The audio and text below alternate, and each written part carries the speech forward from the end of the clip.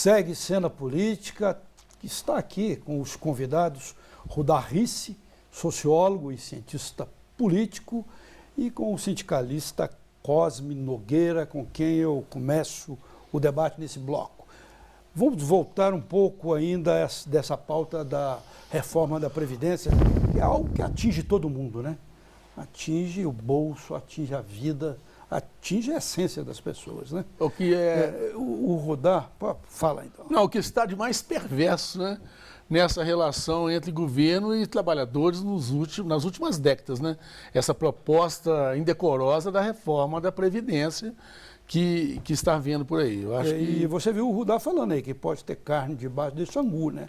Que podem até o governo conseguir fatiar e aprovar até maio a reforma da Previdência, ou pelo menos aspectos dela. Que os sindicalistas debateram o que estão achando, qual é a reação que poderia haver contra isso? A reação é contrária, a reação é de indignação. Sim, mas assim, em termos como de toda a população brasileira. Como de termos objetivos é manifestação e mobilização contra um governo que quer colocar nas costas dos trabalhadores o preço, para pagar o preço de uma crise. Né? Propor uma reforma da Previdência sem abrir o diálogo com as entidades representativas. É inaceitável que você possa pensar em reformar... A CSB nunca foi convidada para debater isso. Não, a sociedade como um todo. A proposta da reforma da Previdência, ela veio de cima para baixo, sem nenhum tipo de discussão ou diálogo com a sociedade civil organizada. E nós sabemos muito bem que a Previdência, acho que o primeiro ponto é você deixar claro que a Previdência, ela não é deficitária. A Previdência não é deficitária. O grande problema é que o governo lança a mão do dinheiro da Previdência para pagar os juros. E agora ele quer o quê? Quer penalizar os trabalhadores, aumentando o tempo de contribuição, para que com isso ele ganhe oxigênio, ganhe dinheiro, para que ele diminui essa balança. Porque, na verdade, o governo tem que parar de pagar os juros com o dinheiro da Previdência. O Congresso entendeu essa ameaça como real dessa possibilidade de retomarem essa discussão, essa aprovação da reforma da Previdência? Olha, o Rudá falou aqui no bloco anterior que esse governo é o governo mais impopular da história do Brasil, né? Os números, né, da sua aceitação popular é torno de 5%. E também todo político que cola com o presidente, ele fica de uma forma negativa perante a sociedade.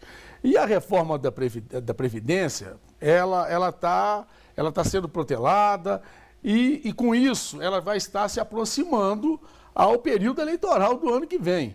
E os parlamentares que lá estão sabem muito bem, se permanecerem ao lado desse governo, votarem a favor dessa proposta de reforma da Previdência, eles vão estar com o nome nas ruas aí para as eleições do ano que vem. E muitos deles não vão querer pagar o preço. E se votar, vão pagar, porque a sociedade vai cobrar. A conta vai ser eleitoral. A conta vai ser eleitoral, não tenha dúvida disso. Né? A fala dele foi brilhante. Quem cola no presidente hoje, que tem 5%, vai querer o quê? Então nós sabemos aí que tem deputados aí que tiveram uma votação aí expressivamente de mais de 100 mil votos, estão votando com o presidente e nessas reformas, votou com a reforma trabalhista, votaram pela permanência do presidente, eles estão com a popularidade em baixa. E aí, como é que faz? Cosme, vou passar aqui para o Rudá o seguinte.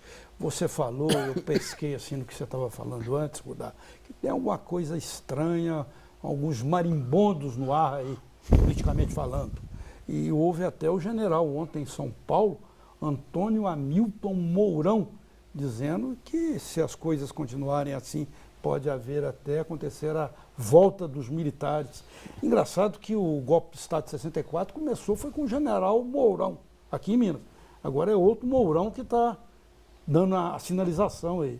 Existe um perigo real disso? Ou é balela? Não, é que nós vivemos, de um lado, uma deterioração dos valores democráticos na sociedade de uma maneira geral, em função da frustração. Né?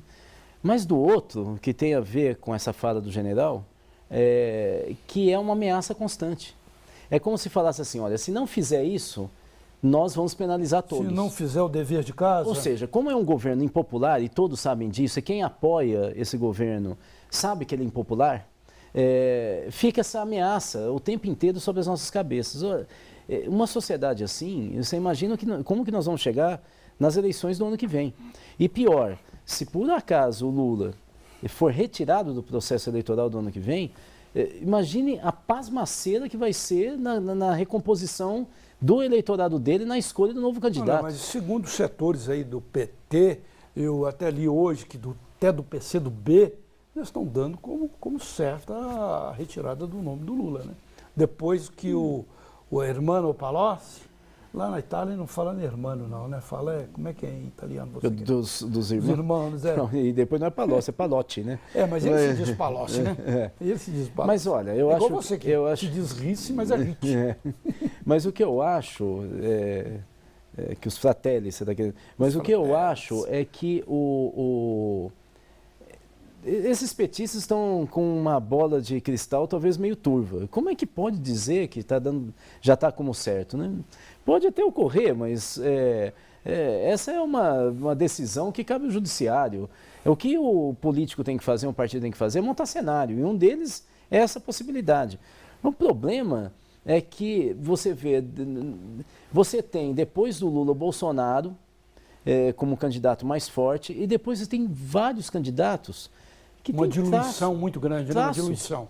Então, é essa a questão. Quer dizer, que tipo de país que nós vamos ter com uma possibilidade de uma campanha tão desorganizadora, tão sem relação de representatividade com a maioria dos brasileiros, como está sendo o atual governo? Quer dizer, estender essa situação de penúria, de um país que não tem uma representação real, que ele é apostar na anomia, né? Ou seja, na ausência de regras, e que a gente não se cola mais uns com os outros. Mas com esse buraco aí, quase um buraco negro que está surgindo aí, em relação às eleições de 2018, ninguém sabe para onde a coisa vai, os pré-candidatos, os chamados presidenciáveis, estão fervendo aqui em Minas Gerais, né? Ciro Gomes esteve no congresso ali do nosso amigo Cosme semana passada. Geraldo Alckmin, o governador de São Paulo, está aqui hoje, em Belo Horizonte. E por quê? Porque o Nordeste é Lula. Bolsonaro? Porque o Nordeste é Lula. O Dória tenta entrar no Nordeste, é espicaçado. Ou seja, o Nordeste é Lula. Para Minas. Se o Nordeste, que é o segundo colégio eleitoral, é Lula, e ninguém consegue entrar lá, nem chegar perto do Lula, tem estado como Pernambuco, em que o Lula tem mais de 60% de intenção de voto, né? O que ocorre? Você tem que trabalhar e consolidar o Sudeste, que é o primeiro colégio eleitoral. São Paulo é PSDB, que é o primeiro colégio eleitoral estadual. O segundo estado com maior peso eleitoral do país e da região Sudeste é Minas. Se Minas pende para o Nordeste, acabou a eleição. Não adianta você ter São Paulo fechado com o PSDB, que não elege nunca presidente da República. O termômetro fica por isso que todos estão disputando aqui. Segundo lugar, Ciro Gomes é do Ceará. Ou seja, ele é um político do Nordeste. E ele tem que conquistar aqui em São Paulo, da cotovelada, inclusive no PSB, que está aliado com o Alckmin nesse momento, ele vem para Minas. Então, o Estado nesse momento, que é meio definidor do que vai acontecer em 2018, é Minas Gerais mesmo. Minas Gerais sempre foi definidor, né? Sempre foi. Até pelo termômetro político. Mas agora, com a divisão Centro-Sul-Nordeste do Brasil, que é onde se define a eleição para presidente, me desculpe, mas no Norte não define, Centro-Oeste não define, é o Centro-Sul, Sudeste-Sul e do outro lado do Nordeste. É aí que vai ser a discussão, e como o Nordeste não está dando para entrar, a disputa é no estado que fica intermediário da região, que é Minas Gerais. E o segundo maior contingente eleitoral do país. Estado, exatamente. Do país. Mas eu estava falando dos presidenciáveis, Bolsonaro também esteve na semana passada. Disse aqui, né, o Cosme, que quer a proposta de trazer o mar para Minas, né? Parecendo o Nelson Tibau, né? E o Nilton Cardoso, né? Que queria colocar o navio na Lagoa da Pampulha. É o que há de maior de retrocesso, né? O que há de maior em atraso. Eu acho que nós estávamos conversando aqui no intervalo com o Rudá, e é o período mais longo da democracia no nosso país. Eu acho que isso tem que Isso é uma estar na coisa muito ordem boa, do que tem dia que ser destacada, de qualquer né? candidato, seja ele de esquerda, de centro-esquerda, ou de direita ou centro-direita. Eu acho que é a preservação da democracia. Qualquer candidato que venha com um discurso que coloque a democracia em risco, com certeza não pode ser levado a sério. Nós temos que levar a sério pessoas que propõem fazer desenvolvimento com justiça social. Eu vou ser mais duro. Eu acho que tem que ser preso. Sem dúvida. Por quê? Porque o limite da democracia é a sua existência. Quem prega, quem conspurca contra a democracia, ele está criando um discurso subversivo contra a ordem democrática. Inclusive é contra... E tem que ser preso. Se você se propor ao nazismo, é contra a lei, né? Por isso. Ou seja, uma coisa quem parecida, pregar né? golpe militar, quem pregar intervenção militar tem que ser preso. É um discurso antidemocrático, uma sociedade um discurso democrática. homofóbico que não respeita as diferenças, né? O pensamento contraditório. Nós não podemos aceitar na sociedade, nos dias de hoje, uma proposta como essa, né? Ela tem que ser rechaçada e comum com você, né? Ser até preso, retirado de cena do cenário político. Ou seja, não há problema nenhum a pessoa ser conservadora, de direita, mas ela tem que respeitar a disputa democrática. E se ela perde, perdeu.